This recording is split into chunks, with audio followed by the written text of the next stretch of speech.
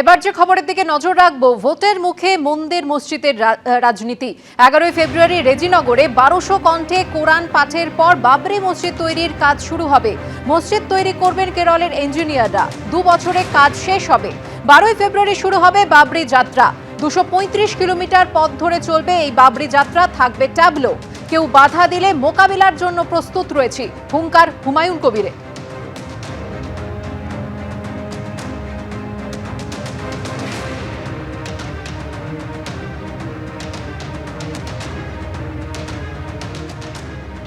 আগামী 11 তারিখ বুধবার বেলা 10টা থেকে 1200 মুসলিম সমাজের যারা কোরআনকে মুখস্থ রাখেন, হাফেজ বলা হয়, মৌলানা, কারি, হাফেজ, মুফতি, 1200 জন, তারা 10টা থেকে 12টা 2 ঘন্টা কোরআন তেলাওয়াত করবে, অর্থাৎ কোরআন খতম করবে। তারপরেই 12টা থেকে 12:30টার মধ্যে আনুষ্ঠানিকভাবে ইঞ্জিনিয়াররা এবং যারা নির্মাণ শ্রমিক তাদের উপস্থিতিতে বাবরি মসজিদের কনস্ট্রাকশনের কাজ শুরু হবে।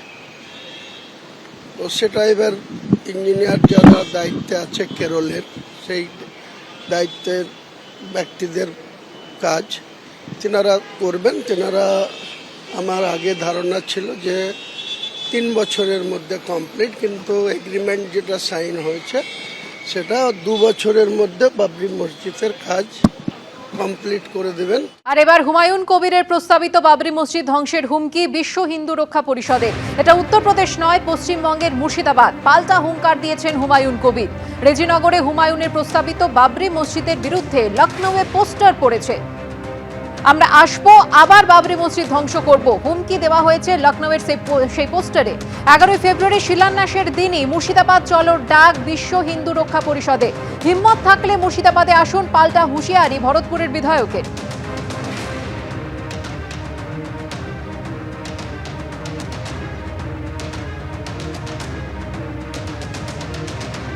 बाबरी मस्जिद अयोध्या में बनाने के लिए सनातन धर्म के लोगों ने कितनी कुर्बानी झेली, कितने लोगों की हत्या हुई, आप सभी लोगों ने देखा।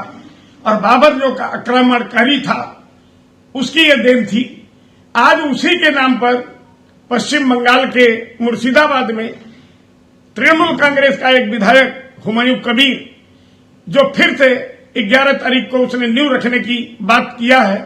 मैं आप सभी लोगों से निवेदन करता हूं कि जितने सनातनी भाई हैं देश में, आज वहां पर हम सभी लोग तैयारी कर लें कि हम लोग 10 तारीख को निकलें और वहां 11 तारीख को सुबह उसका प्रदर्शन करें।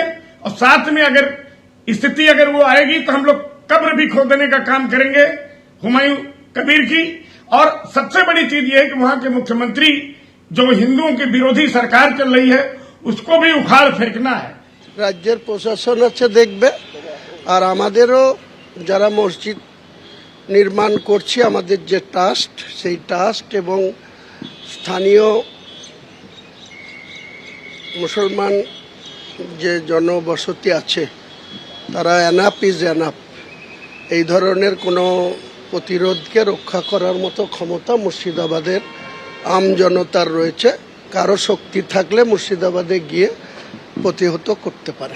কেউ যদি আমাদেরকে পাথর ছুঁড়ে, আমি তাকে রসগোল্লা ছুঁড়ব না। বোলপুরের অনুষ্ঠানে মন্ত্রী চন্দ্রনাথ সিনহার মন্তব্যে জল্পনা। কলকাতার বৈঠকে আমায় নানান কথা শুনতে হয়, আমি সব জায়গায় জিতি, নিজের ওয়ার্ডে হারি। কলকাতার মন্ত্রিসভার বৈঠকে আমায় এসব কথা শুনতে হয়। কোর কমিটির বৈঠকেও এ নিয়ে ব্যঙ্গ শুনতে হয় কেষ্টদাকে। যদি আমায় বা আমার দলকে পছন্দ না হয় তাহলে বলে হারান, ক্ষতি নেই। আমায় না বলে হারাবেন না, এবার জেতাবার চেষ্টা করুন। আর যদি মনে করেন এবার হারাবো তাহলে বলে দিন। বোলপুরের সভায় মন্তব্য বোলপুরের বিধায়ক ও রাজ্যের মন্ত্রী চন্দ্রনাথ সিনহার। হার নিশ্চিত জেনে এই কথা বলছেন, কটাক্ষ ছুঁড়ে দিয়েছে বিজেপি। 19 সালে এই ওয়ার্ড আমরা হেরেছি, 21 সালে কোন রকমের 20 ভোটে জিতেছি, 24 সালেও এই ওয়ার্ড হেরেছি। তাই আপনাদের কাছে বলি, এবার এখানে যে কজন লোক ছিলেন তারা যদি সদিচ্ছা করেন, না এবার তৃণমূল জিতবে, এই ওয়ার্ড 1000 ভোটে জিতবে, এটা আমরা আশাবাদী। তাই আপনাদের কাছে অনুরোধ করি, যখন আমাদের নানা কথা শুনতে হয় কলকাতায় যে আমি সব জায়গায় জিতি, নিজের ওয়ার্ডে হারি, এইটাতে কলকাতায় যখন আমাদের মন্ত্রিসভার মিটিং হয় তখন আমাকে ব্যঙ্গ শুনতে হয়। অনেক কাজ করার ইচ্ছা থাকলো অনেক কাজ দেয় না। কারণ কৃষ্ণদা আমাদের নেতা, তিনি এখন রাজ্য নেতা। মমতা ব্যানার্জির যে কোর কমিটি আছে তার অন্যতম সদস্য কৃষ্ণদা, সেখানে মিটিংয়ে উনি যান, সেখানেও তাকে ব্যঙ্গত্ব শুনতে হয় যে নিজের ওয়ার্ড আগে জিতে এসো। তাই আপনাদের বলি, যদি আমাকে পছন্দ না হয় বা দলকে পছন্দ না হয়, বলে হারান, ক্ষতি নাই, না বলে হারিয়েন না, এবার জিতাবার চেষ্টা করুন। আর যদি মনে করে যে না হারাতে হবে, এবারও হারাবো, তাহলে বলে দিয়ে যে এবারও তৃণমূল কংগ্রেস এই ওয়ার্ডে হারবে। বোলপুরের মন্ত্রী মশাই বুঝে গেছেন যে এবারে হার নিশ্চিত, এবং উনি স্বীকার করেই নিয়েছেন যে নির্বাচনের সময় উনি এবং বীরভূমের বাঘ, বাংলার বাঘ, তিনিও তার নিজের ওয়ার্ডে হারেন, আগামী সময়েও হারবেন। তাই হার নিশ্চিত জেনে মানুষকে বলছে আপনারা বলে দিন, বলে দিয়ে আমাকে হারান, আমি কিছু মনে করব না। এখন মন্ত্রী মশাইকে তার দল টিকিট দেওয়ার সাহস দেখাবে কি? আর যদিও দেখায় চোরের দল তৃণমূল চোরকে টিকিট দিতে, তাহলে বীরভূমের মানুষ, বোলপুরের মানুষ এদেরকে প্রত্যাখ্যান করবে। আর সে কথা নিশ্চিত বুঝে গেছেন মন্ত্রী মশাই। তাই উনি সাধু সাবধান, নিজের পিঠ বাঁচানোর জন্য এই ধরনের মন্তব্য করছে। এবিপি আনন্দ, এগিয়ে থাকে, এগিয়ে রাখে।